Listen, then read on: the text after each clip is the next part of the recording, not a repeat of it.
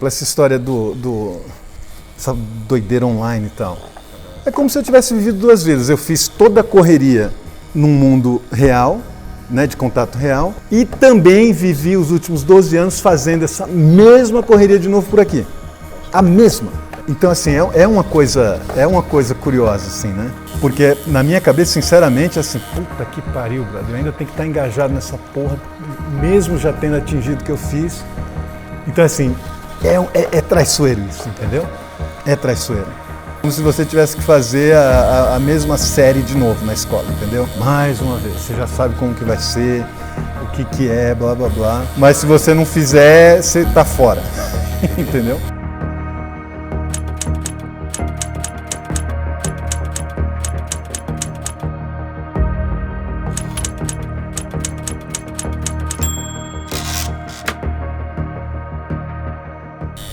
O que você pode enxergar de toda uma geração através dos desenhos que estão sendo tatuados, entendeu? A coisa da rebeldia, ou das mensagens, ou quase da ofensa, né? Sabe, de você... É igual, sei lá, a tatuagem tradicional americana, com as mensagenzinhas, tal, não sei o que lá. Então, nesse sentido,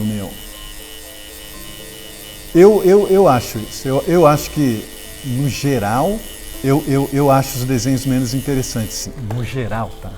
No geral, né? E tatuagem é desenho, né, meu? Não tem como... É aquilo que eu falo, né, Fábio? Na minha cabeça, a gente tem 4 troncos principais aí, que é o Abori, Japão, né? Tatau, Polinésia, a tatuagem americana tradicional e o Ticano, brother. Pra mim é o que existe, entendeu? Tudo que vem depois é daí. Não tem como desconectar, brother. Não há como. Você está entendendo? Agora, é claro que sempre, toda geração vai ter o tatuador lá que vai querer inventar uma doideira por fora. Normal, né? Claro, normal. Agora, se ela vai virar algo com esse nível de força de ser copiado no mundo inteiro, durar gerações, aí já é outra história. Não tem como falar de tatuagem, Fábio, sem dividir Oriente e Ocidente, entendeu? Não há como. Né? O que ela é aqui, ou essa preocupação do que é ela, é uma coisa ocidental, que a gente tem essa paranoia de ficar perguntando por quê para tudo. Aí o cara vai para uma tribo lá não sei aonde, aí chega para os malucos, por que você desenha isso aqui? O cara fala, brother, sei lá por quê, bro. Ou ele inventa uma doideira, não, porque é a lua da cobra e não sei o quê. Só que eu acho que se você perguntar para cada membro da tribo, cada um vai falar uma doideira, entendeu? Então eu acho que essa necessidade do porquê é uma coisa muito específica, branca, ocidental. Está entendendo? Porque assim, eu não sei que diferença também faria isso, né? Em saber o porquê. Ou acreditar que foi aquilo mesmo que o cara falou, entendeu? Né? Então eu acho que tem esse vazio dentro das pessoas, de muita gente, ela precisa se agarrar a alguma coisa, você está entendendo? Acaba indo para essa fonte aí que é o ancestral, né? Que é a coisa coletiva, né? Você vê Samoa, ou Nova Zelândia, ou Japão, o cara se tatua para entrar, e aqui a gente faz isso para sair, você entendeu? É completamente diferente, né? Não é para ser diferente, é para ser igual que o cara está fazendo isso. Lá. Aqui, na cabeça todo mundo quer ser diferente. Agora, qual a imagem mais forte, mais bonita? Você vê 100 caras com a mesma tatuagem, a mesma vibe, ou 100 caras, cada um com uma doideira?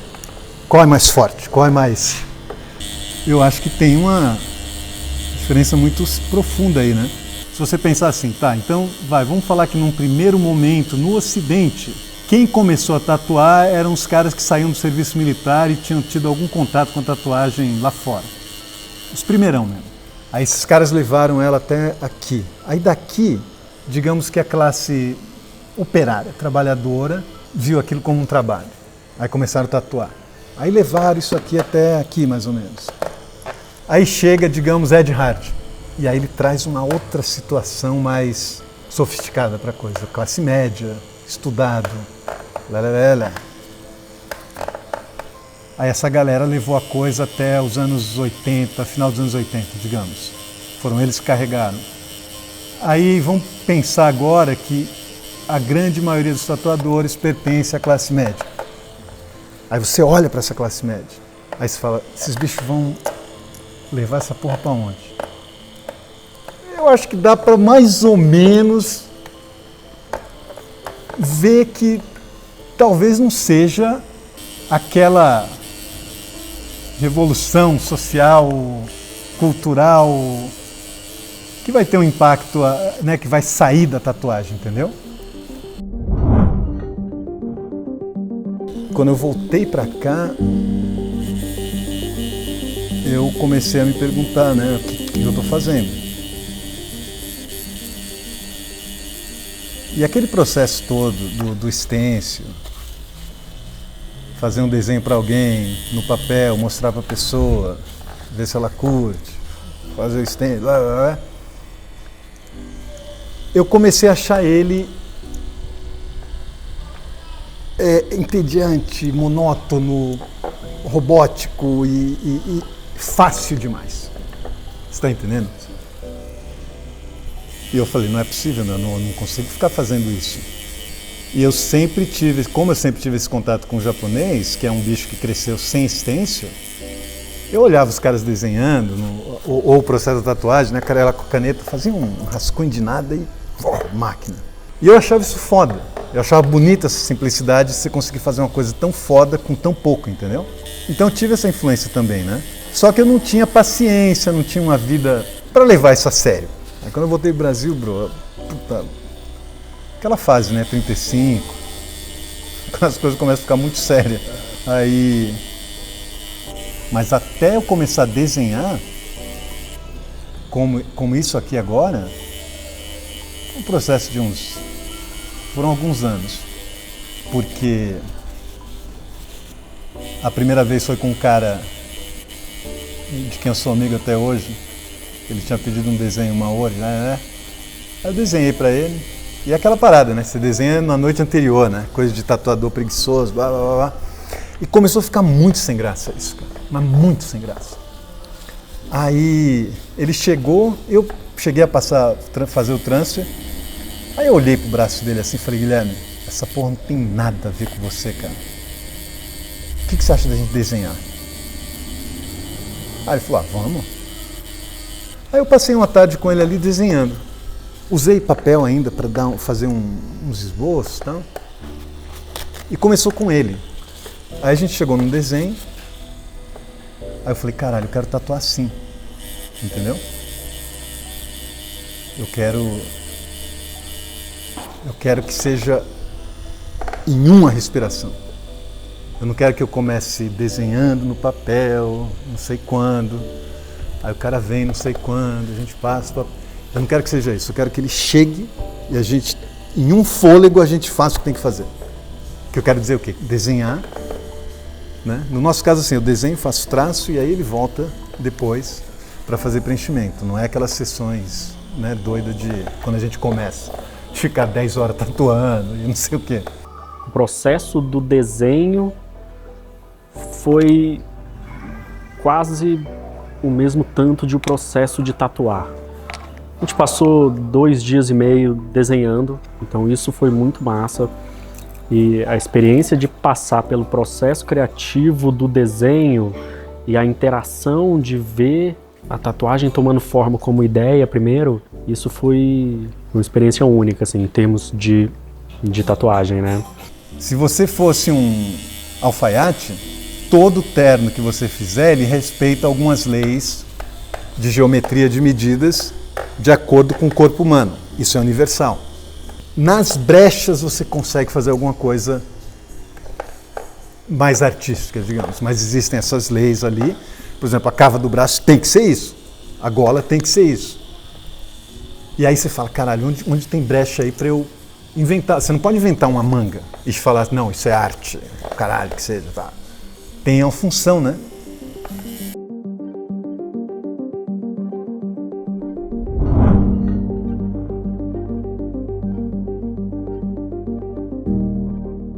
Você vê muita gente reclamando, né? Aquela reclamação clássica de tatuador, né? Porra, o que eu queria fazer mesmo é isso, mas aí o cliente não quer, aquelas porra todas. Entendeu? Então é um lugar traiçoeiro, né? Assim, ou seja, hoje em dia, quando a gente conversa, a sensação é que tudo virou sobre o tatuador, né? E não é, né? Você está entendendo?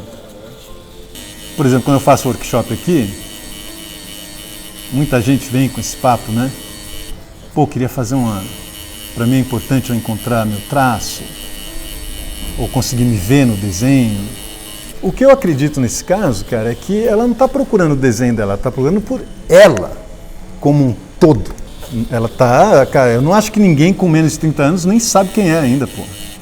Então, se você chegar assim e falar, bom, você chega pro cara e fala, bom, vai, vamos falar que você vai tatuar 30 anos da tua vida. Vamos dizer que uma carreira vai durar esse tempo. Aí vamos dividir em décadas. Aí você chega pro cara e fala assim, meu, você considera que teu desenho tá maduro? Tá maduro esse desenho? Aí o cara fala, não, entendeu? Então, teoricamente, tá, você vai ter esses primeiros 10 anos, drama, doido, quer se matar. Se der sorte, você vai ter 10 anos de brisa, e brisa que eu quero dizer, você vai estar estabelecido, e aí os próximos é uma decadência aí gradual, porque é físico pra caralho, né?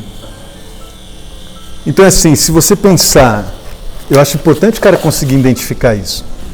O meu desenho, nesse momento, ele está em tal estágio, entendeu? E aí você aproveita esse momento, né? Agora, eu acho que se a pessoa não tem essa própria noção, né, de tempo, dela mesma olhar para o negócio e falar, isso aqui tá uma merda, tem que melhorar, e eu não sei se vai melhorar, entendeu? Agora, isso vai depender do quê, porra? Quando você fala de encontrar o teu desenho, o que na verdade é a mesma coisa que um músico tentando encontrar o som dele, você imagina a zona que deve ser isso. O cara tem que encontrar o som dele, brother. Quantos você acha que consegue? Entendeu? Ou o escritor que ele tem que encontrar o estilo dele de escrever. Como que se faz essa porra? A minha pista é, deixa eu ver como esse maluco vive. Deixa eu ver onde ele mora. Entendeu? De onde está saindo essa porra aqui. Você está entendendo? Eu conecto essa minha mudança no desenho com o que estava acontecendo também de mudança de vida, entendeu? Então muitas vezes eu olho para isso aqui e eu quero falar que é uma tatuagem japonesa, porque nasceu lá. Você está entendendo? É só por isso. Entendeu? Que foi o lugar que permitiu isso se desenvolver. Ou seja, quando os caras falam, porra, brother, que legal, né, que você faz só o que você quer. Eu falei, não, irmão, isso é a única coisa que eu consigo fazer e ainda bem que as pessoas gostam, brother. Poderia muito bem não gostar. Você está entendendo?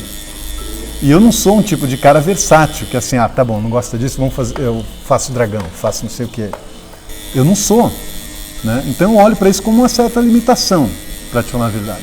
Agora, eu me considero um expert nisso, brother, em camuflar essas coisas, entendeu? Ou de transformar essa limitação em algo. Você está entendendo? O que eu acho que seria único num artista são os erros que ele comete. E em como ele disfarça esses erros. E aí isso acaba virando um estilo. E não tem como você copiar, você pode copiar o que eu faço direito. Não tem como você copiar um erro meu. Não tem como, brother. Então, por exemplo, eu estou desenhando um macaco, eu falo, caralho, como que eu vou fazer um olho nessa porra aqui? Entendi, vou fazer uma máscara e... Você dá uma despistada. Você está entendendo? Porque você, na verdade, queria fazer aquilo, mas você não consegue. É importante você confiar, né, no trabalho, na seriedade de quem está literalmente entregando seu corpo para uma coisa que vai ficar para sempre, né? Então, é importante também que a sua voz seja ouvida, né? Que a sua voz esteja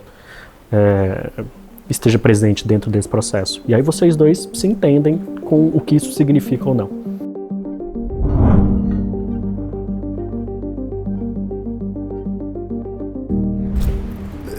no sentido da máquina, cara, eu acho que a máquina tá se desenvolvendo muito rápido em relação à mente, né? Entendeu? Não adianta você não faz diferença para mim se você está tatuando com um palito de dente ou com uma máquina dessa, é o mesmo desenho. Eu acho que a tua mente não vai acompanhar a máquina, entendeu? Então, se você pensar nesses próximos anos, não, se bem que isso já acontece, mas estou falando assim, vai ter que virar um pouco aqui. Põe mais para trás. Isso. Se você pensar, por exemplo, imagina a cena italiana de alta costura, ou dos acessórios, das bolsas. Aí a bolsa custa $300 mil. Existem essas bolsas. E ela demora 4 meses para ficar pronta e são 18 artesãos que passam pelo processo. E é por isso que ela custa isso. E tem uma fila de espera para comprar essa porra dessa bolsa. Vai ser isso e o robô. Tudo que tiver no meio, acabou. Que não for nem uma coisa nem outra. Eu acho que é coisa do artesão, a tendência é isso se tornar cada vez mais valioso, entendeu? Porque não vai ter, como em qualquer outra atividade, você tem a baixa tatuagem, a média e a alta tatuagem. É que hoje em dia, eu acho que as pessoas ainda olham tudo como uma coisa só. Mas não é, entendeu? Só que a porcentagem de pessoas que vive isso e compreende isso é o suficiente. Então não precisa que o mundo inteiro saiba disso, você está entendendo?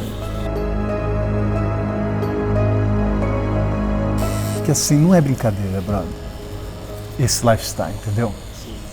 Porque tem tudo pra dar errado, brother. Tudo. Quantos malucos eu conheço, cara, que estão se recuperando? Exemplo clássico, brother, do que pode acontecer com um tatuador. Mais pra frente, o cara fica alcoólatra, perde a doideira, fica sem grana. Bro, isso é normal. Então, a gente tem toda uma geração hoje que ainda não envelheceu tatuando, bro. A gente não sabe, não envelheceu ainda, mas eu admito, cara, que eu busquei por isso, entendeu? Então tem muita gente com quem eu não conecto mais, porque é doido demais o negócio.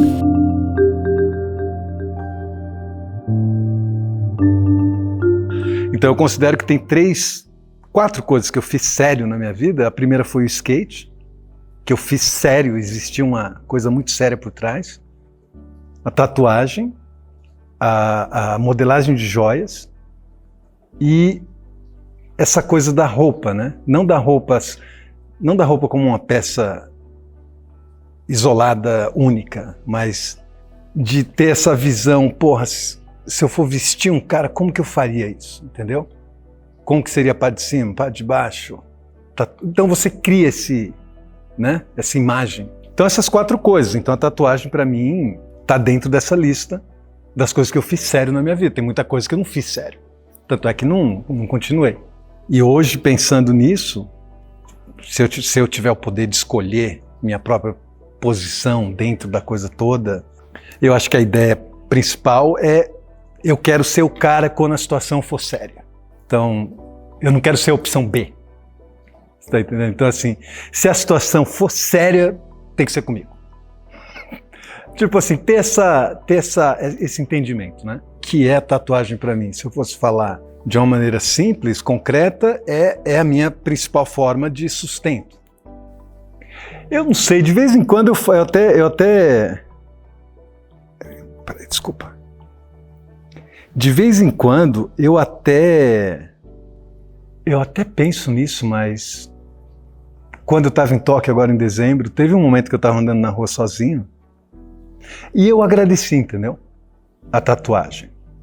Porque não teria acontecido isso. Não teria... Porque você imagina, né? O cara paga para eu ir até lá, eu não tenho gasto nenhum com acomodação. É um privilégio, né? Um luxo. E tudo isso porque eu tatuo. Ao mesmo tempo que tem esse lance, claro, é muito difícil capturar isso aí. Você está entendendo? Numa frase, né? quando eu comecei, eu jamais imaginaria que eu ia atingir esse lugar, ou chegar nesse lugar que eu estou hoje. Então, assim, eu passei muito mais do que eu queria, você está entendendo? Dentro desse universo todo, né? E não acaba, você está entendendo? Não é que chega uma hora que você fala, porra, não acaba, porque tem a pessoa, né? Então toda pessoa é um zero de novo, né? De uma certa maneira, entendeu? Então, para mim, não tem como eu não olhar para a tatuagem como talvez tendo sido a melhor decisão que eu tomei na minha vida, né? Porque foi uma decisão, né? De ser tatuador. Então, eu sinceramente não consigo te falar o que é a tatuagem para mim, entendeu? Mas foi talvez o caminho pelo qual eu consegui me entender, entendeu? Consegui me conhecer. Que é aquela coisa que as pessoas falam, né? Se você entender uma coisa nessa vida, você entendeu tudo. Então, eu acho que na questão da tatuagem, eu tenho isso. Eu tenho essa sensação que eu sei do que uma pessoa está falando quando ela fala isso. Porque eu consigo apreciar tudo, né? Você está entendendo? Então, nada é superficial, né? Você olha e você fala, porra. Então, eu olho para a coisa toda como um trabalho. Tanto no sentido como uma forma de sustento, quanto a parte artesanal. Então, eu acho que para mim foi isso. É isso. É um caminho em direção a esse autoconhecimento.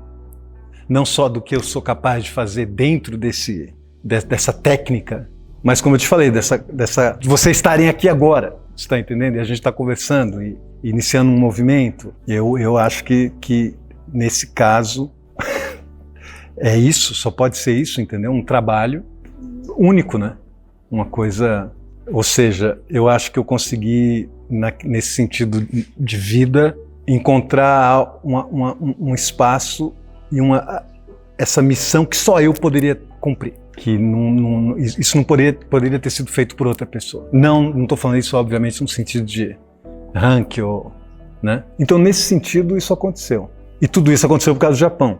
E na minha cabeça, eu tenho essa ideia de que esses próximos 8 anos talvez sejam o final dessa história, entendeu? Então eu já estou nesse estágio da minha vida onde eu estou preparando esse final.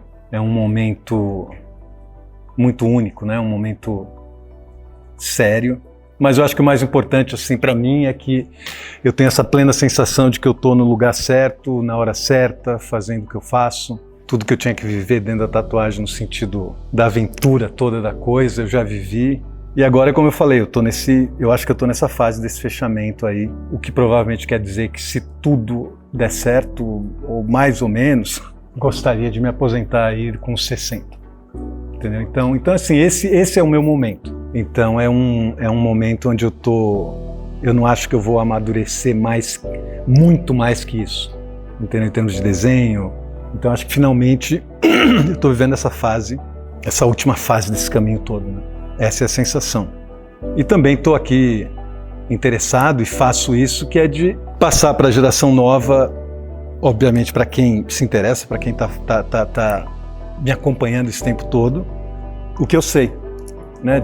A hora de fazer essa transmissão aí de conhecimento. E por enquanto, assim, o foco é só esse, né? De temporada em temporada a gente vai chegando em algum lugar, entendeu?